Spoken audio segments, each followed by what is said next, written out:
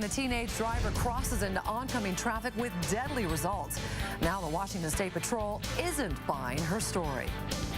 Well, troopers say texting and driving is all too common, and it may have caused a fatal accident. KXY4's Caiti Currey working for you now with details on a crash that killed 62-year-old Robert White. Caiti?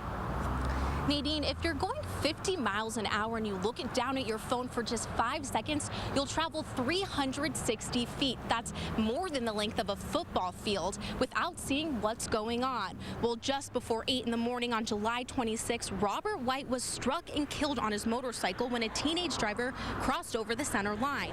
Now, state troopers want to find out if she was texting behind the wheel. 68-year-old Robert White's life ended on this stretch of roadway off State Route 291 after a teen driver who was heading southbound entered the northbound lane where White was driving his motorcycle and hit him head-on. According to court documents, the 17-year-old claimed the sun was in her eyes.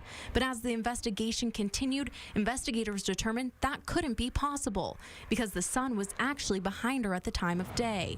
Troopers asked if she was using her cell phone, which she denied. But this week, investigators filed a warrant to obtain all cell phone history from the day of the accident. If we have circumstances that, no other reasonable explanation can be determined, we always are looking for ways that the collision is caused. That's ultimately our goal.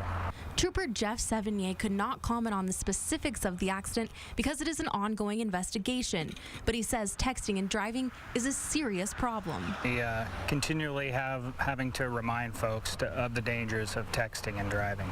Investigators say drivers typically take their eyes off the road an average of 2 to 10 seconds when using their cell phone, enough time for a driver to cross into oncoming traffic. Most folks that I come in contact with recognize that it's a distraction, but we get caught up. Aside from the apparent dangers, it is also illegal in Washington. Drivers caught using their cellular device can face a $124 ticket. If they are involved in an accident, $175. And if the accident is fatal or causes injuries, it's a felony and potentially prison time. It's not going to the county jail. It's going to a state prison, and there's definitely a stark contrast in the two. Now, according to documents, an impairment test was given, but there is no trace of drug or alcohol. Caiti, you said this case is still under investigation. Have any charges been filed? There are no charges yet, but if it comes back that she was using her cell phone, she does face felony charges. The warrant even stated the possibility of vehicular homicide. Reporting in Spokane, Caiti Currey, KXLY4 News.